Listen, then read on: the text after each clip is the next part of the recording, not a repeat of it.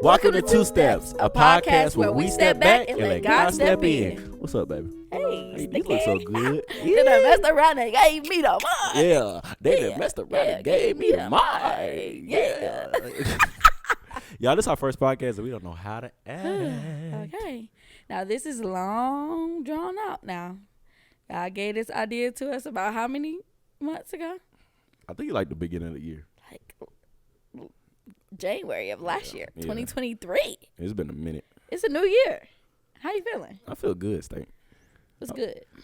Great. What's great? Wonderful. I don't know. I feel blessed because I got to see a new year. I got to see you enter into a new year. I got to see other people into a new year. So I know I feel good. I'm just happy that God, trust me enough to make it to another year. I feel like I got more stuff to do. So yeah.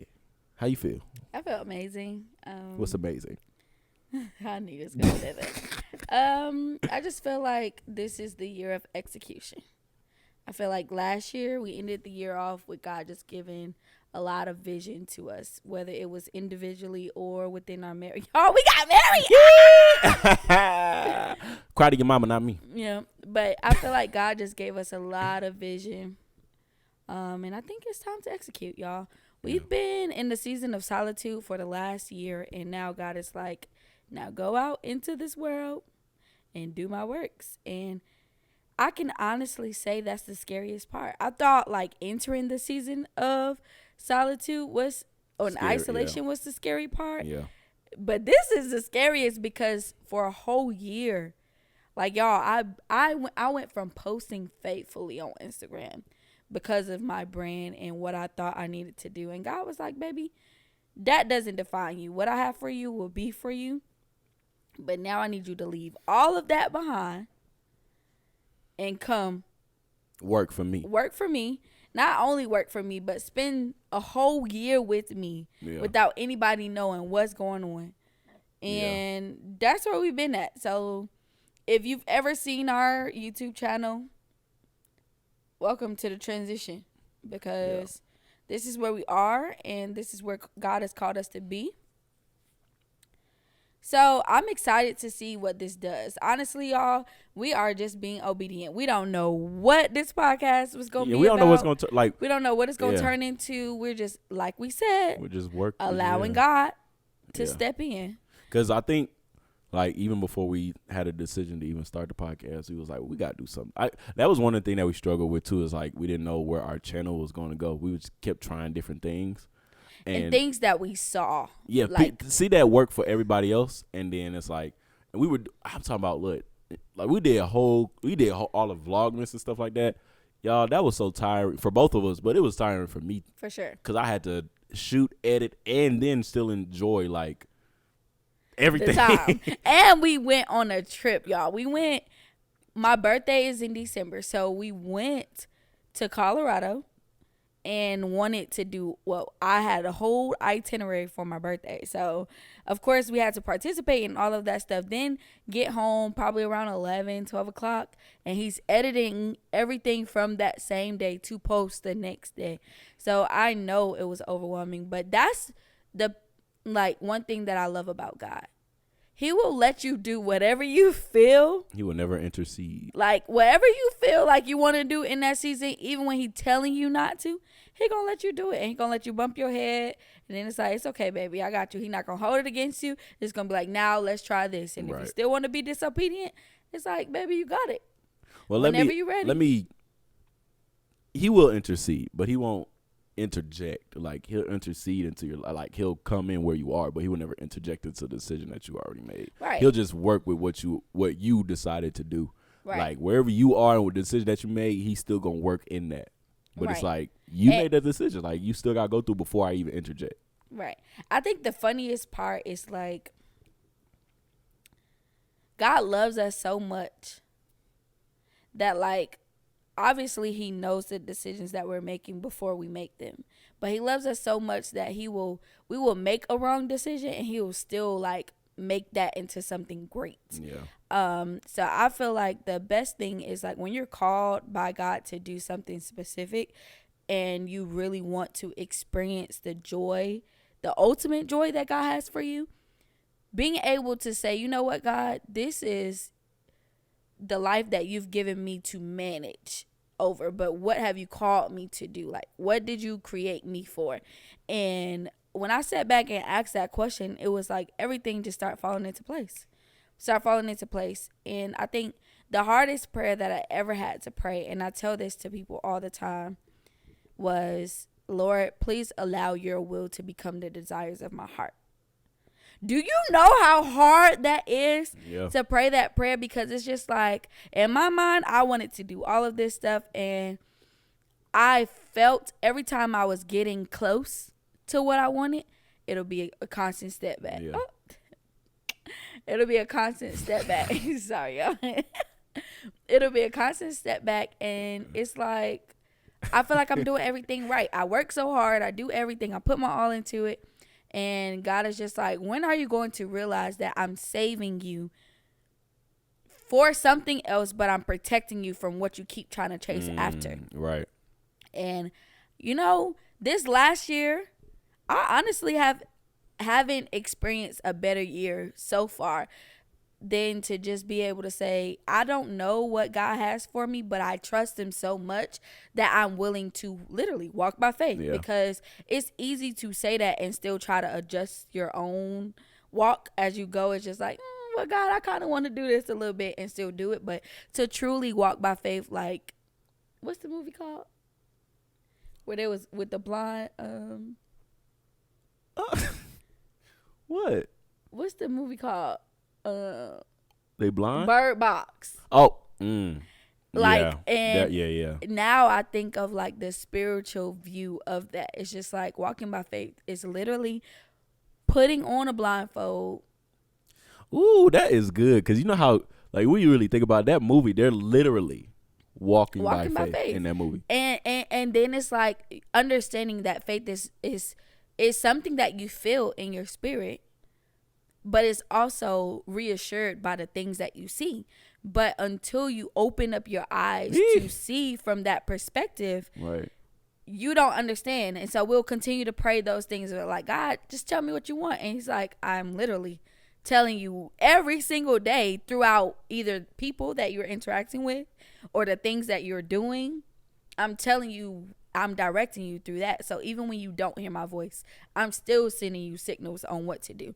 And I just love how powerful he is, because it's like, even when we stray far away from him, he still has a way of connecting to us. Yeah. Like, you know, I always connect it to, like,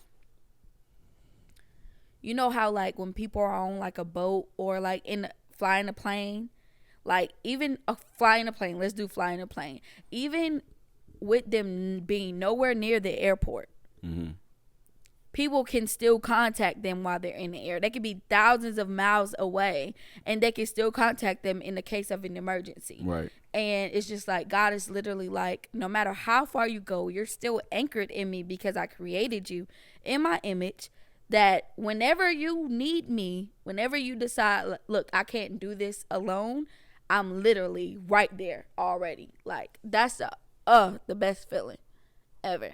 Just to go back to like the whole bird box analogy, because it's like, it's like you have to trust yourself and walk in faith, like, because you're blindfolded. But at the same time, it's like, it'd be that ounce of temptation that just makes you curious to want to lift your blindfold. Because like a lot of people in that movie, they die because they got curious of what was out there. Right. As soon as they lift their blindfold, what happened? They died out of curiosity. So it's like, it's so crazy, because now I love that movie. Like, but I never looked at it in a spiritual sense until we watched the second one. Yeah. Spain, the Barcelona because joint. It was more spiritual. It was more spiritual. So, but I think in that one, not to go on a tangent about Bird Box, but I think it was more intriguing because I don't think anybody really caught on to the spirituality, the spiritual vision that they had in the first one. Of the first one, So in the second one, they was like, okay, bet. So they just knew darkness. They didn't know Yeah. anything else. But like the first and the second one, what they did have in common was there's always, like, when you are surrounded by a community of people that have the same goal, it helps you elevate faster than when you're surrounded by a group of people where it's like competition between each other where it's like, I don't want you to get more than me. So like in both of those movies, Bird Box 1 and 2, in the beginning it started off with so many people. Right. But then it became like, no, I need this for myself. And everybody had their own selfish desires or intent. And it wasn't until people start to come together and understanding like, we just want to live. We want to survive. Right. And that union that they created within their community is what allowed them to get to a place of safety. Right. And it's just like literally walking with God is the same way. When you're surrounded by worldly people that think in a worldly way and God has called you to be set apart, it's going to be constant battle with darkness. Mm-hmm. And for example, darkness as in Bird Box. But it's going to be constant battle with the darkness because there are people around you that are constantly letting that curiosity of the darkness come inside of your protected space. And it's like, until you eliminate those people from a space that is safe where God can move how he wants to because you're allowing him to, not because he can't if you decide to say no, because he can always do what he wants. Yeah. But it's just like he gives us that will or that choice to allow us to say, God, you know what, you got it. But he could be present in the midst of you saying, actually, I want to do it myself. And he gonna sit right there and let you do it. Right. But it's like being able to be surrounded by a community that all wants the same thing, which is to make it to the kingdom. Mm-hmm. Whether the way that we go, our lanes could be different, but we all are going to merge into that one path where it's just like, God, I just want to seek your faith and spend eternal life with you. So do you think like, I'm sorry, it's just a good movie to like build off of a tangent to go on, but like, do you feel like when they were all in the community and they all had blindfolds on because they all had to walk by the same faith to get to the same goal? Mm-hmm. Like, I feel like even in community, like we all have to have the same faith, like you said, to make it to the kingdom. So if we're all walking blindfold as one, it's like there's no way that we can't get to where we're going because of community. So it's like, I'm glad you said that. I mean, because that's just like how it is, though. Like, let's like our community. Like, we have a small community, like, but our small community is faithful. Yeah. So you know what I'm saying. So it's very strong. So it's like, and we all have faith. I mean, I don't think faith differs. Faith is faith. You know what I'm saying? Yeah, I think you hit something right on it, and I don't want to pass it. You said they all have to have the same faith, right? Mm-hmm. But that's the importance of being able to identify who around you believes in the same God, in the same person that you are serving, or who you saying you're glorifying when you do what you do. If we both just say God, but you don't know the God that I serve, we could be walking in faith to the God that we serve individually. But that's why it's important to have a community to where you know that you all are serving the same God, like the one and only. But it's like a lot of times people don't even have the conversation of, who do you believe in, the Lord, like Jesus Christ, like Yahweh, you know, like the same God that I believe in. Right. It's not like, I feel like even as friends, like when you think elementary school, middle school, we didn't create friends by saying, oh, do you believe in God? You just kind of figured out what you had in common with somebody and you let it go from there. Right. So let's move into deeper relationships. People don't have the conversation of God until maybe you're deep into your walk with God, where it's like you don't want anything outside of him. But let's talk about when you're not. Right. That's not the first question that you ask. Right. You just ask them their name, bada boom, bada bang, we here with it. We talking and we just allow the conversation to flow wherever. Yeah. But it's not like, hey, my name is Isis. Are you a godly man? And then even then, if I ask you that question, realistically, if you wanted to talk to me, your answer would probably be yeah, even if you don't. Right. So it's like the importance of being able to not only communicate your beliefs to one another and not hide behind closed doors to your faith, but also be able to discern where you should be and where you shouldn't. Yeah. even if we believe in the same God, it's like I'm in a different season of my life. So if you are still kind of straddling on the fence of how you want to serve him or the ways that you want to show the world, I'm not in that season. Right. So I can love you from a distance, but I can't continue to surround myself all the time with those individuals because it pulls me back out of where God has already pushed me towards. Right. But you, like you said, you have to identify that too, because a lot of times, like, and it just kind of goes back to, like, for me, it kind of goes like to like Jonah and the whale, right? And because it's like you got to think about like the people that was on the boat, right? And what did they do? They was like, we don't know where the storm is coming from because we come out here all the time. The storm don't never be out here, right? And then they was like, well, it only started because Jonah, you out here, right? So it sounded like the storm following you. So it sounded like we need to kick you off the boat in order for the storm to go away. And what they do? Bye. Right. I mean, that wasn't their initial thought. Right. They were, he was just being disobedient in the midst of it. And I think like that's a big thing. You can start on the same path as somebody, but it's okay to outgrow somebody. Right. It's okay to outgrow friends. It's okay to outgrow a relationship. It's okay. Yeah.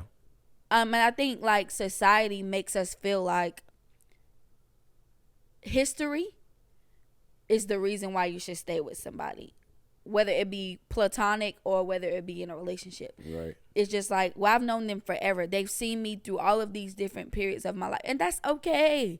Nothing is wrong with that. But I think the best thing that I was able to do was to be able to identify the friendships that I've outgrown. Not in a sense to where it's like, oh, I outgrown you. I don't want nothing to do with you. I don't want to talk to you no more. I don't want to skate with you no more. Bro. But no, for real. But be able to identify those things allowed me to relieve a lot of weight and baggage that I was carrying from one season into the next. Yeah. And I didn't realize it until we were at church and we had this sermon about baggage. And it was literally like you literally dropping your check bag at check-in, and then it's like you're supposed to leave it so that they can pull the bag on the plane. I remember that. But you decide to pick the bag back up and go with you to check in, thinking that you about to get on the plane, and you can't. Because it's a check bag. It's not a carry-on. You got too much luggage. Right. And so it's like now you're wondering why you're not able to get to that next space, because every time you're supposed to be checking your bag and you keep picking it back up and you're adding extra weight onto it. And when I tell you, that message literally gave me the vision that I needed, because I'm the type of girl where I feel like God has his own language for you. Right. Like each person, he gonna talk to you the way that you need to be talked to. God literally gotta be like, girl, get it together, because I told you not to check that bag in and you still decide to take it with you. And I really told you to only take a carry-on because you wasn't gonna be here for long, but you decided to pack for 2 weeks, and now you extended your stay, and now what I designed for you, I can't even give to you because you stayed here too long. Even then, like how many times we traveled, like me and you, right? And remember that. Oh Lord, what you about to say? Remember that time? Y'all know which one you thinking. You think about it when we was going, and that black girl, she was getting to it with those. Not that one, okay. But there was another one where it was a couple of people in front of us, and they were trying to get on, but they kept telling them to take more stuff out. Remember that? It was too heavy. It was too heavy. But like, think about it. How many times have we tried to take things out and still can't get on? Like, why not just take everything out and just walk in empty-handed? Like, why just can't go in there with nothing and then walk in your destination, walk out with something? See, because it's more comfortable. It's more easy to take little pieces that we didn't really think we needed. So like we walk into a situation, y'all, and everything that we're saying, we're connecting it back to God, y'all. So stay with us. Yeah, because that's what it's all about in the beginning. Don't get lost. Right. But we checking in, and they say my bag is over 2 pounds. Yeah. I'm going in my human mind, I'm going to think, Okay, let me take out something that I don't really need. And I say you ain't gonna take out the important stuff though. I'm not gonna take out an outfit that I know for sure that I wanted to wear. Right. I'm about to take out a pair of sandals that I just kind of threw in there because I didn't really need it. And they probably came from the Dollar Tree or something. Right. I might take out some like, hair products. Right. That I could probably purchase a sample of while we somewhere else. You know, you start to think, okay, well, what don't I really need that much? Instead of thinking, you know what? Honestly, I overpacked. We only going here for 3 days. Right. I packed 8 different outfits. I'm not going to wear all of these outfits, but because I don't trust my own ability to make good decisions for myself, it's like, well, okay, let me just grab extra because I don't really know if I'm going to need these things. And it's just like, I always look back at trusting God. It's like, he will never give you vision that you're not able to sustain. Yeah. And it's like, okay, he gave me this vision, but I don't trust myself enough to know, like, okay, these are the only 3 outfits that I need. So it's like, well, let me just pack these just in case. Or it'll be, let me pack these just in case so I can see what everybody else is wearing, and then I can make my outfit fit their aesthetic. And it's like, God is like, girl. But he be like, boy, to me. No, right. Like, because I literally, like, all right, y'all. So we're in the cabin right now. This is not our go-to space for this podcast. We're on vacation. It was like, oh, let's do a podcast. Yay. But literally, when I was packing, while you see all them clothes that was like just on the back seat, those were my just in case clothes. Like, that was my just in case. I was like, I already got 3 outfits that I know I'm going to wear. But I was like, let me pack this flannel. Y'all, let's talk about it. We only here for 2 days. What? First of all, we're here for 2 nights, really 1 day, because we gotta drive back tomorrow. So it's like, he's talking to you. Yo, just in case clothes, let them go. But I don't even have. The crazy thing is, y'all, I don't have a lot of clothes, but it's a lot of clothes that I don't need. I'm talking about the clothes in your spiritual life, not your real life. Gotcha. Yeah, that too. Yeah, but that's why I remember when we moved into the house. Oh yeah, we moved into a house. It's all like, yeah, y'all missed a lot. It's all we'll right. Y'all late. Y'all late. Y'all up later. But when we moved into the house, that's why I said, you know what? Anything that I haven't touched in this closet, gotta go. Gotta go, because you will literally carry everything with you. Whether, like, some of them clothes I done had since college, y'all. I graduated in 2019. It's 2024. I'm not wearing. First of all, I probably can't even fit them. Right. And I don't even know what was in certain things, because when I moved into the apartment, I was just like, forget it. If I didn't unpack it, then it was in a box. Right. Or like one of the little tub thingies. And it was just like, if I didn't look at it, then I don't need it, because I've been there for 3 years. I definitely don't need it. I don't even know what's in this box. Right. So I didn't even waste my time to go through it. But that's how long we'll stay in a season that we're not supposed to be in, when we refuse to just let everything go. We want to hold something close to heart because maybe it's been there, or maybe they've been there for a long time. Or maybe it's just in case. Maybe it's maybe I need this just in case. Or it could be something as simple as, I feel comfortable around them. Yeah. Because sometimes we'll be around people just because they know a version of us that nobody else knows.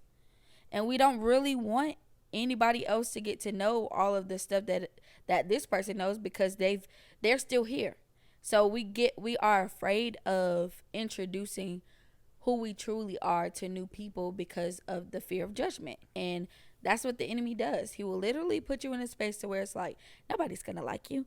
Nobody's going to, if you tell them all of your stuff, they're just going to walk away. And we create these attachments to people that are only here temporarily anyway. And I mean, that's why I'm just happy that we kind of like did all that stuff early in our relationship, as far as like getting most of the stuff out. Like that was kind of binds us individually. Like, you see me at one of my lowest. Well, my lowest. And I seen you at your lowest. At my very lowest. And it's like we see all that stuff early on. So it's like, let's say you was at your lowest now while we're married. It's like, we've been through this already. You know what I'm saying? Like, I don't think there's no low than the low that we load. You know what I'm saying? Like, low. Yeah, because it's like, how low can we go other than like low. Right. Right. You know what I'm saying? Because we've experienced that for both hands. So it's like, okay, I seen you where you can go. It's like, okay, we got through it. Let's get through it again. You see where I can go. Let's get through it. But at the same time, it's like most people don't even make it to that level to see how low somebody that they met, or even see how low they can go. Or they don't allow they themselves get to married and never have seen any of those things, Yeah. and then that's the first thing that they experience. Yeah, I don't think I can't say that, but me personally, I don't think that you can marry somebody without seeing their highs and their lows. Because if you can't handle their lows, it's like, how do you even know that you're ready for marriage with that person? If you don't experience, if you have never experienced and truly love them even through their lows, through it. Yeah, because you guys, like, if you've been following us or you follow me personally on Instagram, then you know, like, being suicidal is a very, very low. That growing up, I always thought, like, I would never do that to myself, because, like, you gotta, like, really just not care to do that. That was my mindset because of the world, right? And then you realize, like, the enemy has certain people under heavy attacks because certain things that he tried to attack them with didn't take them out. Right. So let's reverse back, because you guys really don't know us. So we're gonna act as if you've never met us. You've never seen us on anything, and we're gonna tell our story. We're gonna tell our testimony. So, like, for me, I feel like I've always had a relationship with God, but so the question is, sorry, you guys, my mind. So we both have this thing where our mind just kind of go everywhere. So stay with us. But the question is, when did you feel like you knew, like, for yourself that God was, like, God? Like God was God, or like God was for me? Like, for you, but, like, real. Like, he was real. Like, so that was the question. So my moment is 2017. I got into a really bad car accident, y'all. I was coming down the highway. It was probably like 1:00 in the morning, and this car, like, drove past me, probably going like 120, and I thought that they was gonna graze the side of my car, and I got scared, and I tried to, like, swerve them, and my steering wheel locked up, and I hit the median, and then my car, like, hydroplaned, made a circle in the middle of the highway, and then went down a hill and hit a tree head on. And now, Lord knows how long I was sitting there. I don't know. I remember waking up, stuck in my car. The dashboard is on my knees, and the airbag is full of blood. And I just woke up. I'm, like, not stuck at the bottom of the tree. Like, we're in the middle of the tree. So we're coming from a high hill, and the car just stuck in the middle of the tree. And I remember the driver's side being higher than the passenger side. And all I was trying to do was get out. And I couldn't move my legs because they were stuck. And I just prayed, and I'm just like, God, there's nothing I can do. Please just help me. Because, mind you, I obviously was sitting there for a while because I just woke up. And nobody was over there to help me. So I'm just praying. I'm just like, God, what else can I do? Like, please help me. All I remember is waking up on the outside of the driver's side in the grass with my phone in my hand, and the LED light was popped out. And everybody always asks, well, how did you get out? I didn't get myself out. It was no way that I could have gotten myself out of that car. The dashboard was completely stuck on my legs. I couldn't even move my feet. And my phone slid underneath the dashboard, and I was trying to slide it back so I can grab it with my hand, but I couldn't even reach it. And that's when I prayed. And to wake up on the side that was elevated the most, in the grass, with my phone in my hand that I couldn't reach when I was just up, I knew it was nobody but God. I woke up in the grass, and it was like a movie. I walked up the hill, and had my phone in my hand. I was waving it, praying that somebody stopped.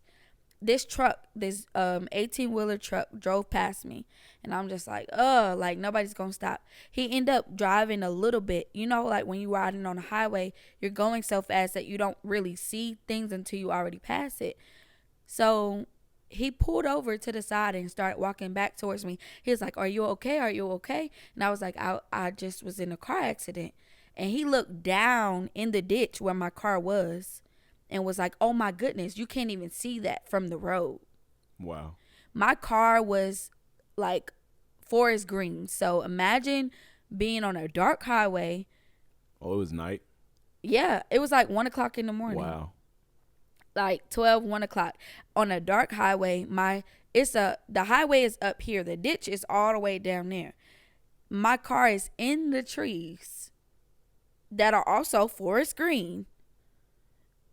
So when he pulled over and he called the ambulance immediately, and I got to the hospital, they got to when they came to my car, they said like, "How are you alive?" Wow. How are you alive? They had to cut the tree down to get my car out of the tree. There was like, it's no way that you could have gotten out of here by yourself. Did somebody help you? And I'm like, it's nobody but God. I couldn't do anything myself. Everybody keep thinking maybe I crawled out.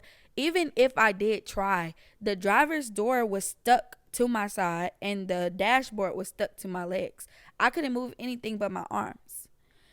So after that is when I was just like, one, I knew that God was the God that I had learned about all of my life for myself. And then two, I knew that there was something that I still needed to do, because that's the reason why I'm still here. And I was just like, God, what is my purpose? Because now I could have died in this car accident and that could have just been it, but I didn't. And I literally had no injuries but like whiplash. That's it. No.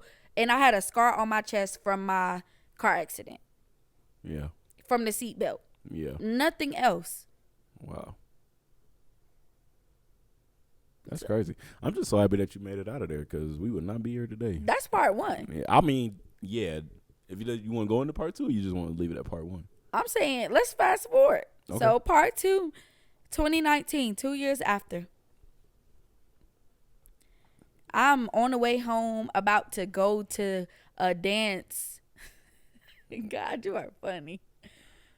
So let's give a backstory on that. I signed up for a dance. What is it called?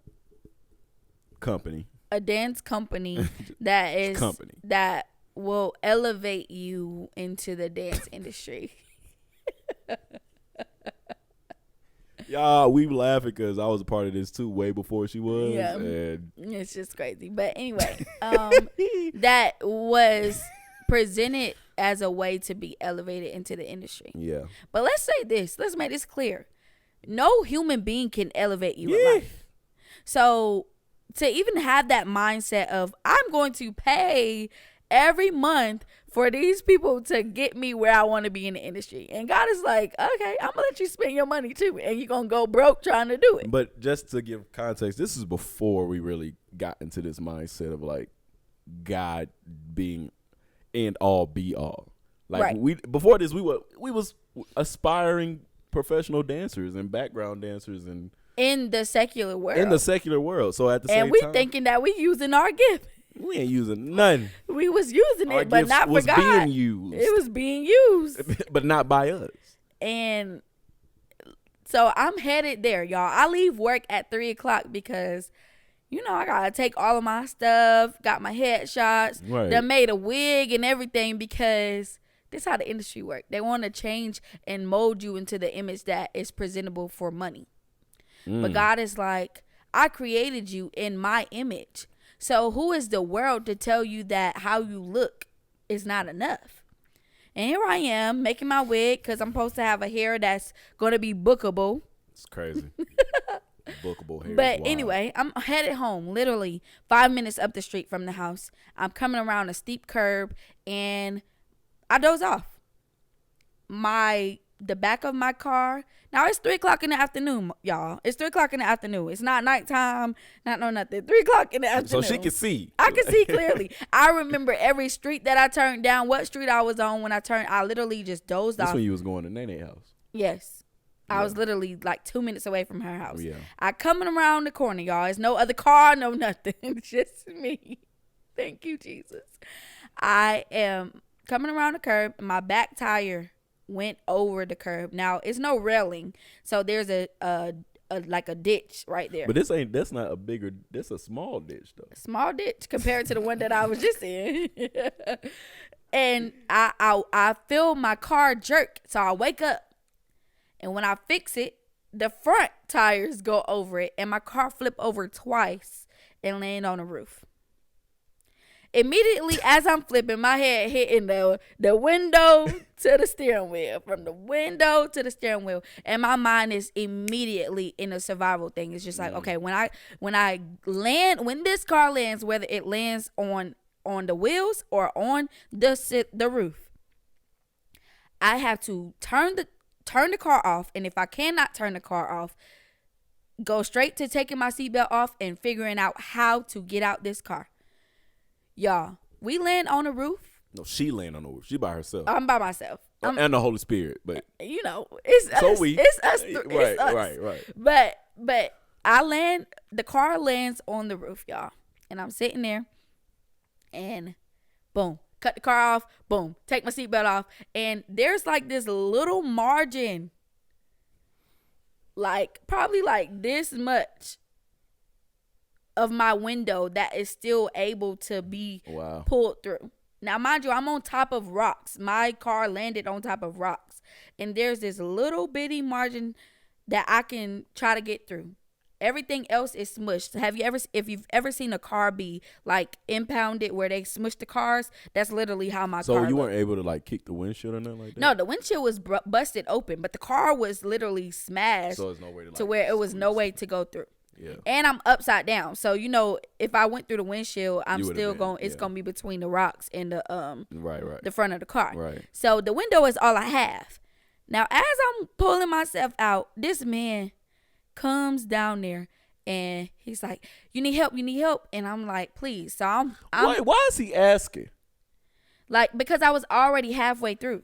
But why is he asking? You need help. You need like, help. Babe, he's there trying to. Yeah. He's literally right there next to me, trying to pull me through. I thought he was like up top. No, you need help. No, he was literally right by the window, but I was halfway through, so he was trying to see if I still needed to get through. Yeah. But anyway, he said his mom got out the car, right? She said, I knew it. Because there was coming out of the neighborhood. This is how good God is when the enemy is under attack, y'all. It was nobody on that road but me. But they were coming out of the neighborhood that was further up. And his mom said, a car just flipped over. I wonder how she's seen that, though. So, if I'm going to NyKe house, I know her house is right here. If we coming from where we usually come from. Not her house, but her neighborhood is on the right-hand side. No. Yes, it is. Right? Yeah, her neighbor, but this is like way before her neighborhood. Oh. So I'm gonna have to take you down that street to be able to identify it. But it's before we get to that main street where it's like that right corner for her to go down. One? Yeah. That tight corner that you have to. Yeah, to go down. It's before that. Oh, okay. So anyway, they was coming out the neighborhood and she saw the car flip over for the last time, and he did not believe her. She said, I promise you, go check on them, make sure they're okay. And that's when he came down, and I get out the car like I'm Gucci, like we good, we made it out the car, that's all that matters. I'm right up the street, I can walk home for all I care. Like I just want to go. Mind you, get me home. I just paid off my ambulance bill from 2017. So my mind was, I'm doing anything but riding in this ambulance. Right. I'm not doing it. Right. So I get out the car. The lady's like, no, you have to go. You have to go to the hospital. I said, I'm going to go to the hospital, but it ain't going to be in that car. Right, because I'm not paying that bill no more. She said, no, but you don't see. She took a picture of me, and I kid you not, I had a big goose egg on my head that was purple, and it was throbbing. and I had cuts. All I saw was the cuts. You still got Yeah, them. I still have them. All I saw was the cuts on my arms, y'all. So I'm thinking, okay, it's just little cuts from me pulling myself through the glass. No, I have a big old goose egg on my head that literally I don't even know if I have internal bleeding or not at this point. And so the ambulance showed up. I ended up calling my grandmother, and she left the shop to come check on me. When the ambulance came, they asked me like, who's the president? What street is this? All of these questions just to see if I'm still conscious. And I answered every single question. They was like, well, since you're 21, like you can decide on if you want to ride with us or not. I said, I'm good. I'm not right, bro. I said, I'm good. Me and this goose egg gonna be in. So I'm like, no, I'm gonna just wait for somebody that could take me. Right. So I literally, my Nene, that's my grandma. Shout out to Nene. Ooh. But she came, and I'm like standing up because I'm like, I want her to see me before she sees this car, because she's automatically gonna think that something bad. Yeah. So I stood up. She saw me, and then she looked down and she saw the car, and she just started bawling into tears. And I got in the car with her. Now, mind you, my phone still worked. Like, nothing ever happened. Now, the headshot that I done took and all the stuff that I needed for this rehearsal that I was going to go to, floating in the lake. All of it's gone. But everything else, I literally could slide back into my car and grab whatever else I needed. Wow. And that wig, everything that now I know didn't serve me and I wasn't supposed to be doing was floating through the lake, like letting it go. Right? I walked in the house, and I remember that I was supposed to take AJ to work that day. AJ is her brother. AJ is my little brother, y'all. I was supposed to take him to work, and the first thing I'm thinking is, how am I going to tell my mom? Because my mom is a travel nurse, so she's not here. And I didn't want to stress her out while she's somewhere else, because I already done did that in 2017. Right. And so I walk in the house. AJ immediately like, what happened? Like panicking. I'm like, I'm okay. I promise. I got blood all over me, cuts, grass, all this stuff. And he sees my big old knot. And then I guess he ended up calling a Uber or something like that. And my mom called, and she was like, hey, can you do such and such before you take AJ to work? Oh, because she didn't know. She didn't know yet. Because I was going to wait till she got off to tell her, because I didn't want to stress her out. Yeah. And I knew because of her saying that, I had no choice but to tell her. And so I told her, I'm just like, Mom, I got into a car accident. She said, you did what? I'm like, I got into a car accident. She said, bye. That like made me feel like horrible. And I know that her intentions were not to make me feel bad. It was like the shock of, I can't even put hands on my baby after this happened. Right. It's like, you're lying. Like the sense of like, I don't want to believe it. Right. And after that, she ended up calling me back, and she was just like, I'm sorry that I said it like that. Like, that's not what I meant, but are you okay? All of these things. And I sat there in that bed and was about to rest, because I'm just like, well, I just need to take a nap. And by the grace of God, Auntie Bumba, as soon as I was like nodding off like this, Auntie Bumba banging on the door. Isis, come on, baby, we going to the hospital. Yeah, because you're not going, like, you're not going to sleep, bro. My boss said, nah, wake up. But that's how good God is, because it's like, even when you are being stubborn, because I'm thinking about this EMS bill. I ain't thinking about my health. I ain't thinking nothing. I'm thinking, honestly, I'm not trying to pay this bill again, so no, not gonna happen. And then they still hit me with a big old hospital bill from going to the hospital. So either way, you got hit. Either way, I got hit. But Auntie Bumma came in there, and we went to the hospital, and I sat in the waiting room for like 3 hours. And as soon as I got up there, the lady said, I showed her a picture of my car and told her what happened. She said, oh my goodness, emergency. Everybody, like, I'm just like, and here I go sitting in the waiting room for Yippee. 3 hours, chilling. I'm chilling. But God loves me so much that it's like, Right. no, I know that you are strong enough because I made I you. wouldn't I never created you, yeah. let it happen this Right. way if you weren't. But Right. we're gonna take care of this, and Right. so we went in there, did my CAT scans, everything was good. I had no internal bleeding. I literally left as soon as they checked everything. Unscathed. And then, it looked like I had a black eye, like I done got beat up, everything. I went back to work. How long did it take for the knot to go down? The goose egg. I think it went down in like a week. So you went to work? You was when you were working at Burger King? No. Oh, where was you working at? I was you at worked the at the shop? Yeah. Oh. I was working at Burger King in high school. Dang, my bad. But but yeah, y'all, that's when people tell me that they've never experienced God. I don't have that story. I've experienced him in ways that nobody else can do anything but him. And that's how I know that the God that I believe in is real. Yeah. Because he's proven himself every single time. Yeah.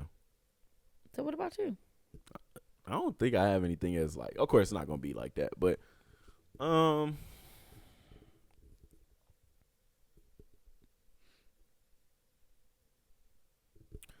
when did I know God was real?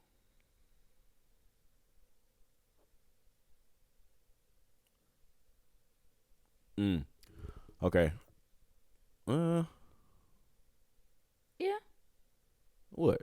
The first time. Just say the first You already time. know what I'm about to say. I don't, but I I'm don't. saying like you thought of something. I did, but I'm thinking like I don't know if that was like it could be. Okay. Well, I tell the story all the time. It's about the whole Kennesaw thing, but that's not. I don't really want to tell that story thing. What Kennesaw thing? Going how I got into Kennesaw. That's how you knew. Yeah, but I feel like it was before that I knew. All I'm right. saying like experiencing it for yourself. You probably knew that he was real. Like I knew he was real since I was little, but like experiencing firsthand was different. I think firsthand. I think was when we. Okay, so when we broke up. Okay. So, y'all, we're married now. Yeah, yeah. But we actually broke up in 2022, the end of 2022. Mm-hmm. We actually broke up, and like not just like a regular breakup, like No, like done. Bye, like Out. leave. Will never come back. All right. Well, You God got said. too much dip on your chip. Well, I'm just being obedient, y'all. But yeah, so we broke up, and not long story short, but pretty much in a synopsis of how I got closer to God. This isn't when I knew God was real. This is how I got how I decided to get closer to Him. Mm-hmm. I decided to get closer to God because I knew she was close to God, and the reason I was doing that is because I was just trying to prove myself to her and be like, hey, oh my boy, hey, hey, look at me. I serve the God that you serve.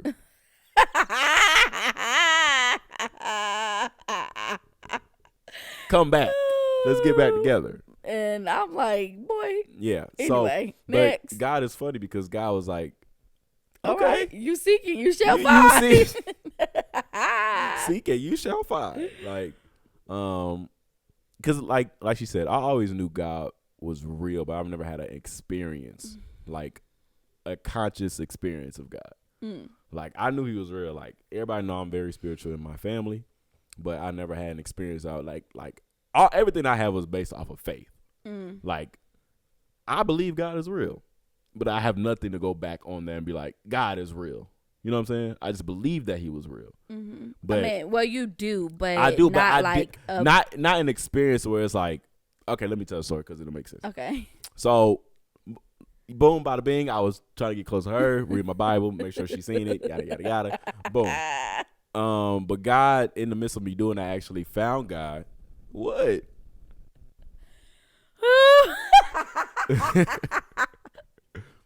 Okay, sorry. Keep going. You got a good laugh out of that, huh? Yeah. But long story short, I keep saying that. No, not long story short. Okay. But in the midst of me trying to get closer to her, I actually really ended up getting closer to God. Yeah. And so he Y'all actually buddy we now. was buddy, we was rocking. So one day I was at my mom's house, and I think I was the only one there because I don't know. So I had just went back to a job that God told me to leave A long time ago, like 2-3 years ago before this happened. But I had went back and I was off that day. So I was just reading my Bible. I was home by myself, and so I was living at home. I was home there by myself. Everybody was at school and at work. And this was like my isolation season too. So I was just at the house by myself, reading my Bible. Nothing was on, no TV, nothing, just no air conditioning, nothing, right? I forgot what I was reading. I don't know if I was reading. It was somewhere in the Gospels. It was probably like Mark or something like that. I don't remember. And I was just reading and I was sitting there just like this. I remember exactly how I was sitting. I was sitting there just like somebody's grandmama. I had my feet like, ooh, I'm gonna sit like this for the rest of the pod. But I was sitting just like this, reading my Bible. So uncomfortable. It was comfortable for me. Like, I'm flexible. Yeah. So I'm chilling. So I'm like this, reading my Bible. Cool. I think I had something in the microwave too, because I was about to eat. Oh my goodness. Hey, it was a vibe. So I was chilling like this, reading my Bible, and then I heard. I don't know if y'all ever experienced God's voice before, but it's like wind voiced. It's like wind, voice, and a whisper all in one. So it's like a swing by. It ain't like no real. It ain't here. It's like, let's say if God seen you. If I say I was sitting on a couch like this, and I was on your end like that, and God's just walking by. As he walking by, he just dip his head real quick and then keep walking. It was kind of like that. So, but God, I heard a voice that said, "Wait," right, and I was just like and then I said, "Hello." Be quiet. I did. I said, "Hello," and I was like, and then at that moment, I came to realization. I was like, "Okay, God, I heard you. Like, I heard you." You know what I'm saying? Because I've never experienced like what he sounded like, but it's like very authoritative. Like, there's a lot of authority in it, but it's like soft whisper. Like, God made it to where he don't have to speak loud. Like, you gon' hear me. Yeah. But it was like a whisper, so it's like you said, God talks to who he, you know what I'm saying? God know that he has your own language. But God know that I don't do good with loud voices. Like, I don't do good with people yelling at me, telling me what to do, or like I just fell into that. No. You see, but when I talk, she wanna play. But when she talk, I give her all my undivided. Nuh-uh, that ain't the same thing. Anyway, yeah, so God just gave me a little quick whisper away. I said, "Okay, God, I hear you." I just kept reading my Bible. And I think at that point it was like when I really realized that God was real. Like, okay, that's God. Yeah. You know what I'm saying? But the thing is, I never was like, I was just about to lie. And before that, it's so crazy. It's so crazy. Because God literally does what he wants to do. But he will do whatever you ask him to do, but not on your time, on his own time. Because I literally would after I pray, I mean, I still do it. But when I just started, like my walk for real, after I pray, I will allot 2 minutes for God to say whatever he wants to do. I would literally just sit there. I gave that man 2 minutes. 2 minutes. But in my mind, I was just like, but I was like literally like a true 2 minute, like not like a wait. Like I was really like making space for him in those 2 minutes. And I think he may have seen that, like the consistency of me doing it. And he was like, okay, I'm going to do it when he's not asking me to do it, when he's unexpecting of it. And so he kind of did it in a way I wasn't expecting it. I was just reading my Bible and he entered and was like, wait. Now in my mind, I'm thinking like, because we get curious. I'm like, okay, what are we waiting on? Right. Like, what am I, wait for what? Like, wait. Like, but, you know, I don't know. Maybe it was just a wait because I just kind of interpreted it. Of course, you know what I'm saying? I prayed about it just to see where he was You know what I'm saying? But I think over time, I kind of got a revelation of like, wait to see what I do. Because like after that, it's like You just started. things was just because then me and you ended up getting back not together, but we started courting and started, you know what I'm saying? Yeah. Getting back into a space to where we can have conversations and go out and Yeah. you know what I'm saying? Y'all, she went out of town. February? Where'd you go? New York? February? Yeah. Tennessee. You was in Tennessee. Mm-hmm. So but at the end of January. Yeah. So at the end of January, you went to Tennessee. Mm-hmm. Now we have a dog, right? I don't know if y'all remember. His name is Pocket. We have a dog, and Pocket was at my mom's house with me No, I brought him over there for in December. No, I'm saying but I took him, but then I had to pick him back up from your dad's crib. Yeah. So Pocket was at my mom's house with me from like December all the way up until then. Probably like November actually. Yeah, November all the way up until then. So she go out of town, and then me and Pocket. I guess my whole idea was just to go over there to I guess house sit so I also can get like free my mind too. Mm-hmm. 'Cause we just gonna go over back to the apartment. Did I go somewhere in February? Yeah, remember you was out of town. Me and Pocket It was in went there. February.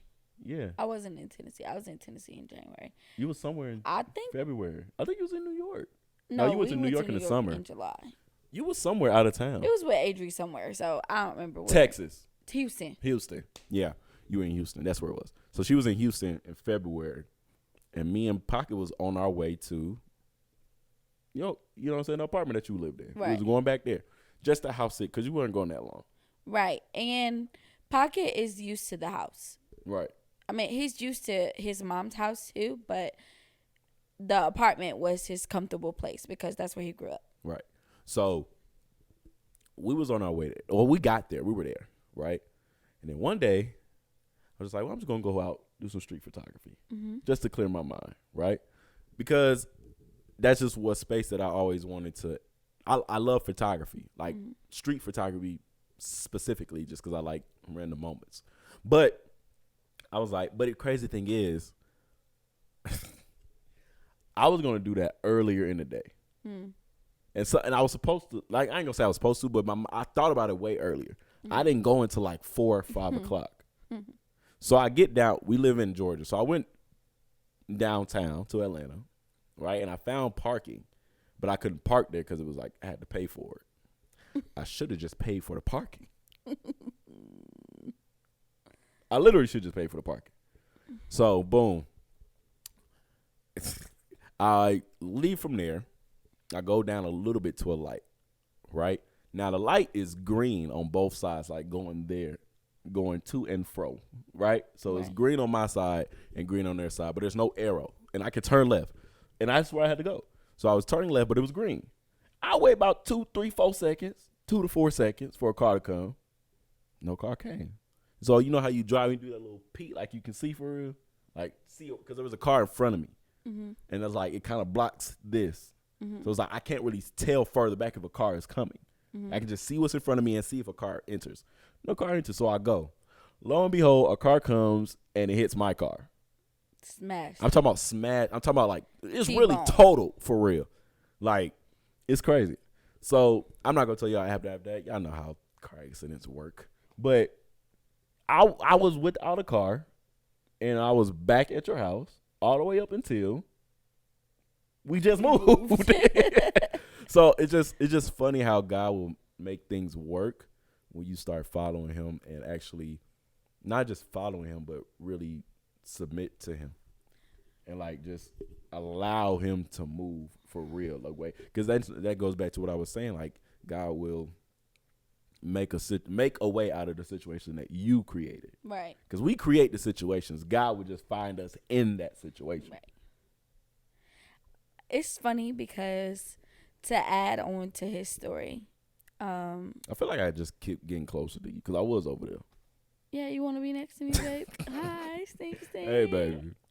Okay, to add on to his story, y'all, we broke up, right? We can talk about it now. Let it all out. Air it out. No, I'm just kidding. Y'all, we broke up, and yeah, like we said earlier, like we joked about earlier, but seriously, we were not talking to each other at all, right? And then, long and behold, I go to this. You ought to say that because I said that. I know you Okay. put it in my mind. Go ahead.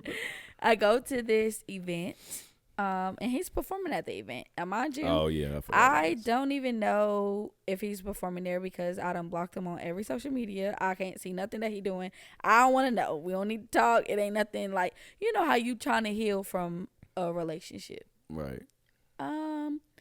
Go to the event and boom, Lo and behold. here he go, dancing. But mind you, I didn't know she was gonna be there. I wasn't doing Nobody. it. First of all, I wasn't even gonna be there. Nobody knew I was gonna be there until they changed the location. That was literally 15 minutes up the street from me.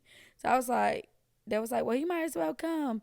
I'm like, okay, whatever. So I just came. I wasn't even trying to go out. And the crazy thing part is, before you get into that, I submitted to do this like the week before. Oh wow. Submission was already out for like 3-4 weeks. Oh wow. I submitted to do this a week before, and then the day of, I was like, yeah, I'm really gonna do it. Wow. So I get there, y'all, and I'm already like, oh. Like, mind you, since we broke up, I didn't even see this man. So now I gotta see you for the first time again and watch you dance. Mind you, I wasn't thinking about her in that way. No, Like, I don't think, like, when we got there, we weren't thinking about each other. But then when I found out that you were performing, my mind was like, how am I going to deal with my emotions when I see you? Because I'm going to have to see you. And at the time, nobody even knew that we was broken up, but the people that was close to me. Close. Why you do that? Who was close? People there that knew that we broke up that wasn't close to you. Who? I ain't gonna name names, but Oh, well, think about it. I didn't tell nobody that we broke up except for the people that was closest to me. So if anybody else knew that, it was all based off of seeing us together all the time and then not seeing us together at all. Right. So it was assumption. So nobody had like confirmation that we weren't together because that was not something that we confirmed to people.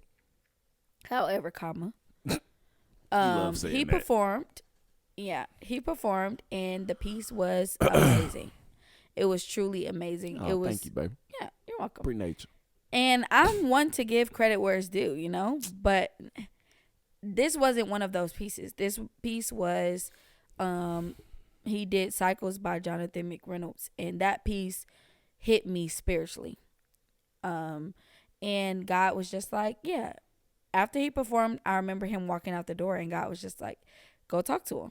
Well, just for that, because I did that piece out of not for validation for anything. It was more so just of a tell all for me in front of people. Like, it was my public declaration that I'm giving my life to God. That was my public declaration that I'm giving. Without saying it was more afloat with my gifts. Right. So I was giving it to people to do whatever you want with it. But like after I leave here, bye. Y'all will probably never see me again. And I never entered that space. But y'all, the key thing about this is all for a Halloween event. Yeah.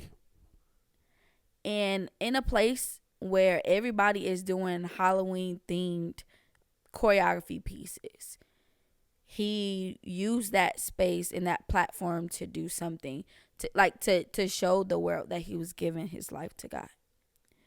And God was just like, go outside and go talk to him. I walked outside. I didn't see him. So I came back inside. And God said, nope, not going to be that easy. He was like, unblock his number. I unblocked the number, but I didn't have the number saved. And that's when he just got a new phone number.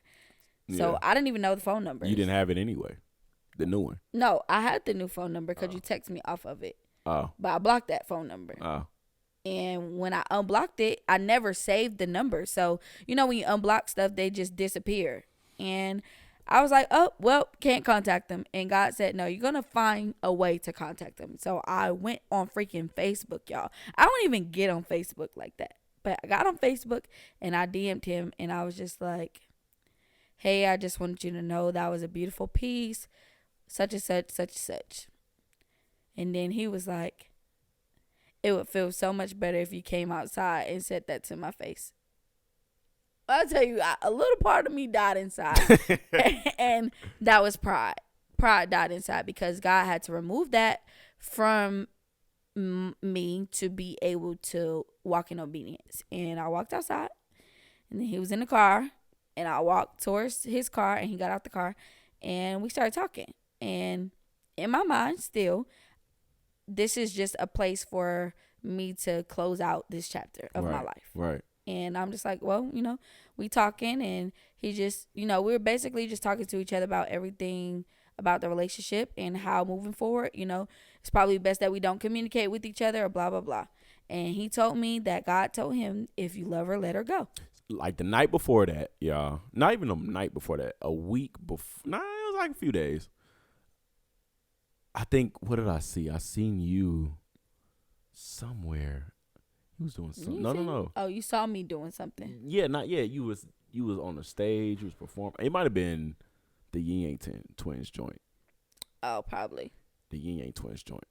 And then y'all know how you see somebody doing something, you be like, and you're not there to share it with them, experience it with them. You kind of feel the type of way. Yeah. And that's how I was. And I just started crying. And I said, Lord, I gotta let her go. And as soon as I confessed that, things just kind of went in a different route. Because I was always, like I said, I was always trying to do things to please you. Yeah. To make sure I was seen by you. Yeah. And so when I publicly said out my mouth, Lord, I have to let her go. Like, I have to let her go. Yeah. Is when things for me got a little more easier, and I started focusing not just on myself, but focusing on what God wanted for me. Right. And then that's where I had to kill, it was pride too for me, but it was like pride. It was not necessarily pride towards myself, but pride towards God. Yeah. Like, I had to get into a space where I was like, I feel like I can do it. Yeah. But then once I got that space, I was like, oh yeah, I can't do this. Yeah. This is hard.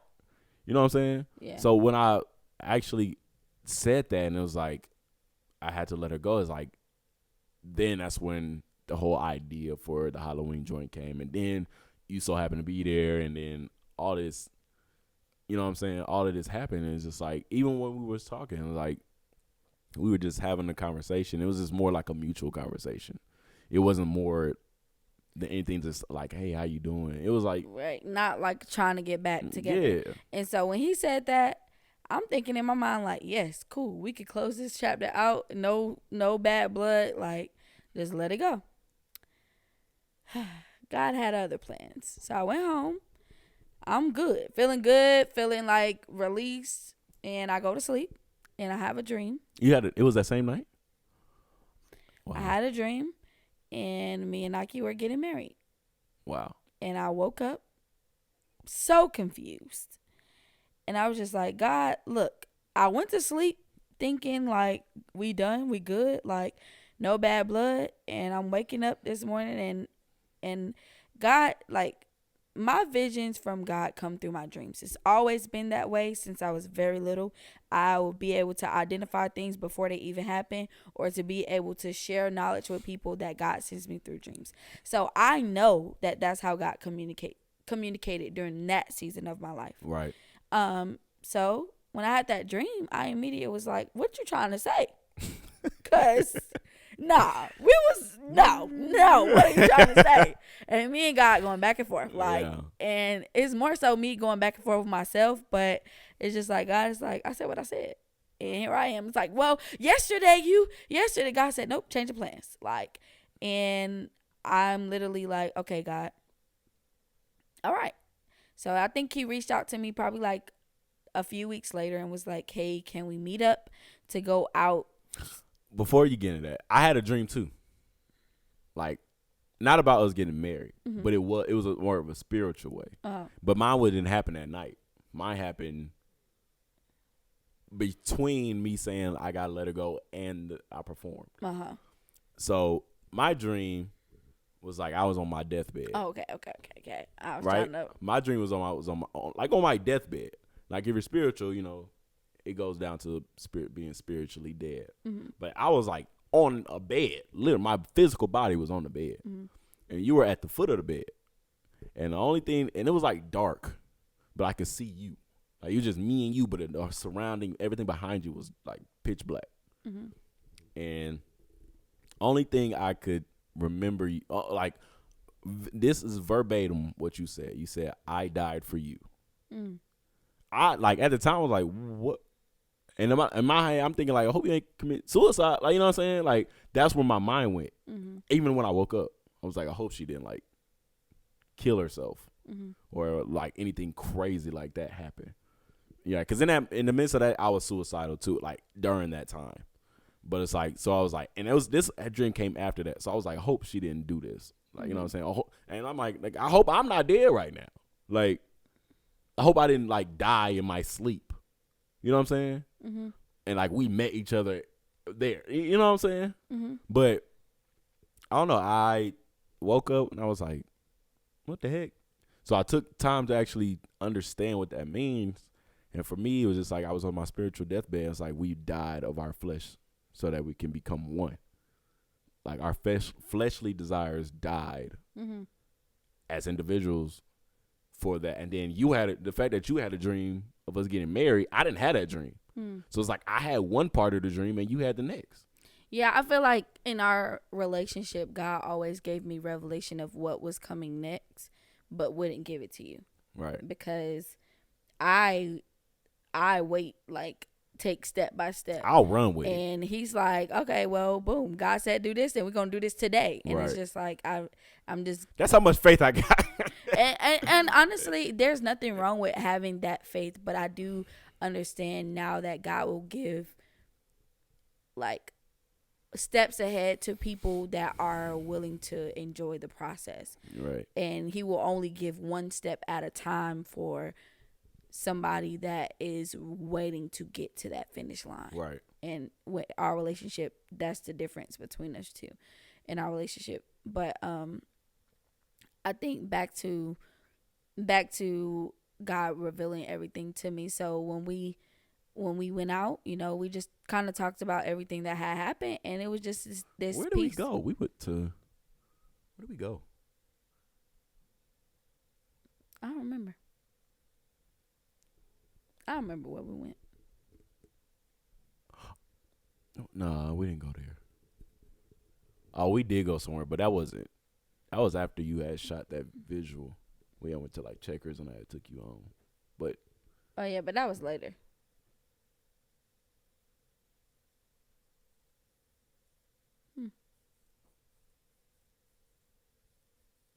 Interesting. a lot of noises going on, y'all. Y'all, we in a cabin, so we really like head on the swivel, okay? Gotta be.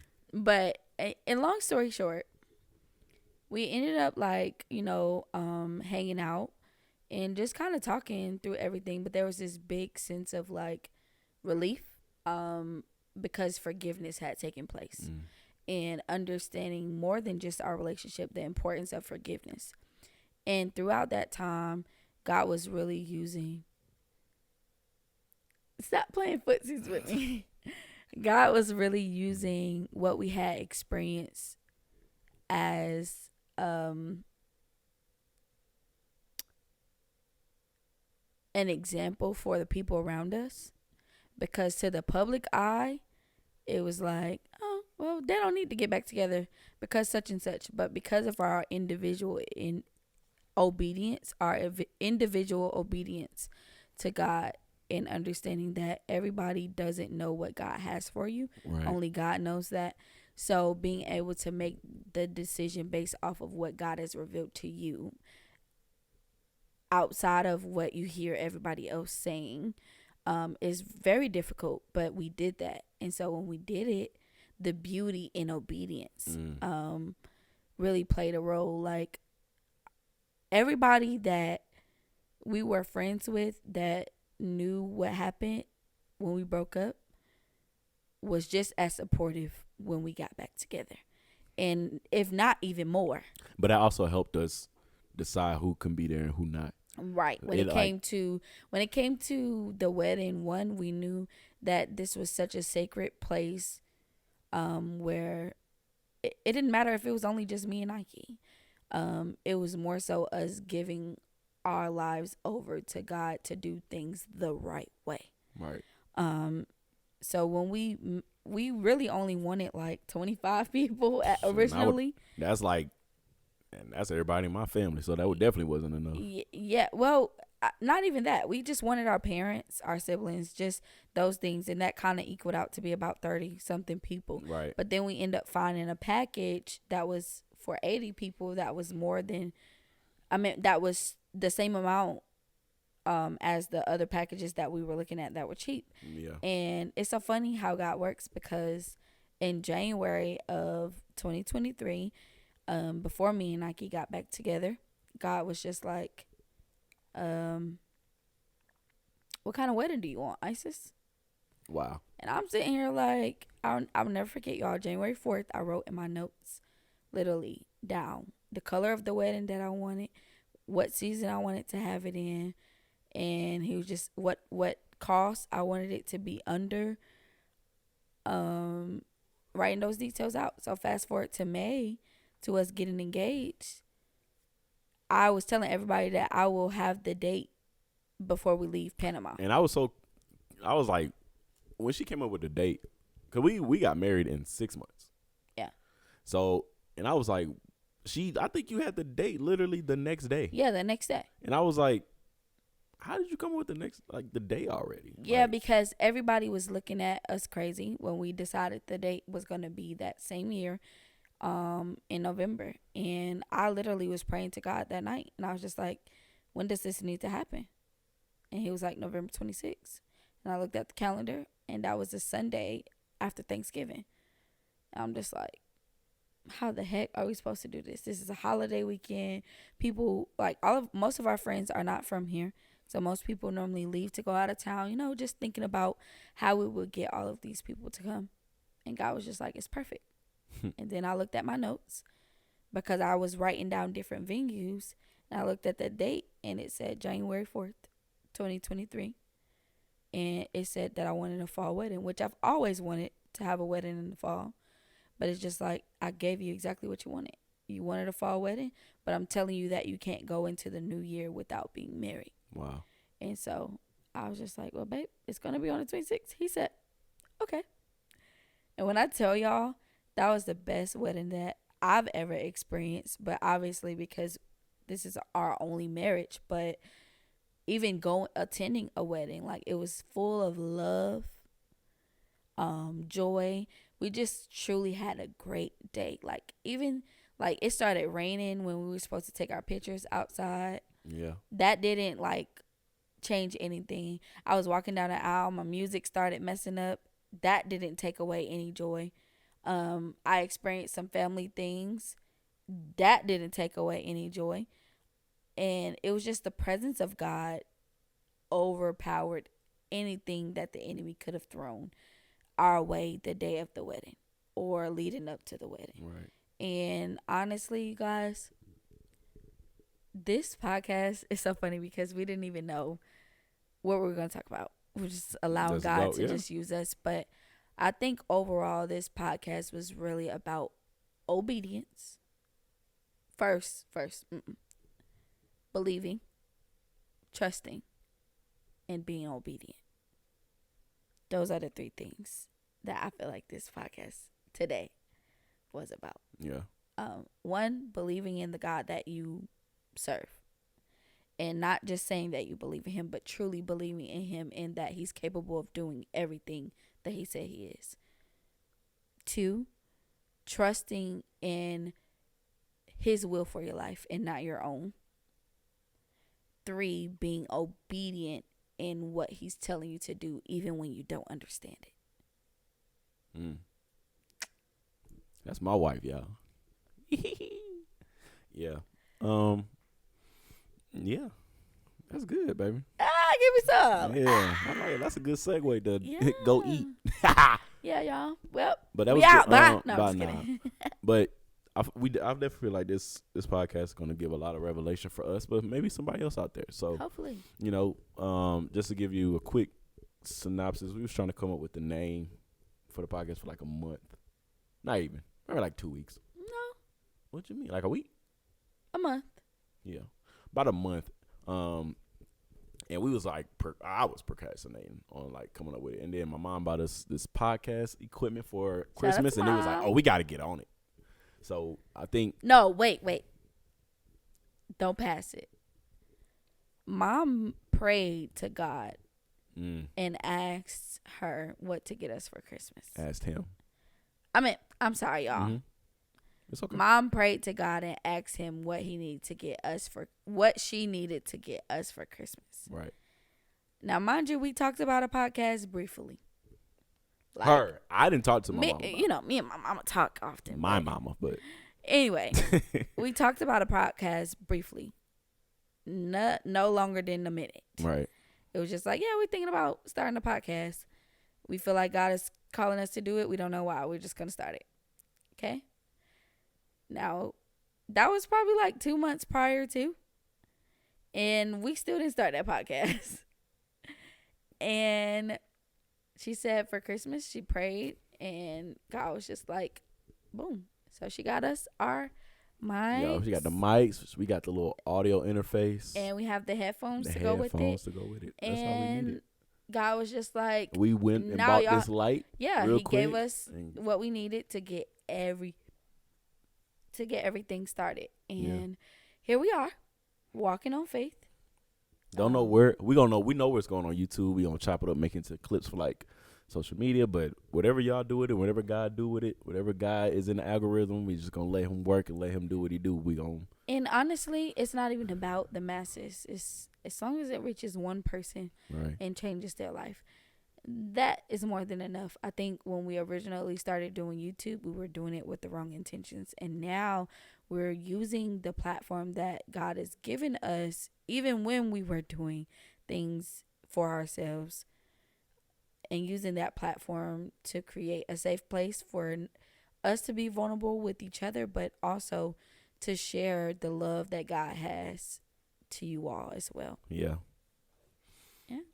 All right, so y'all. Thank you for tuning in to our very first episode.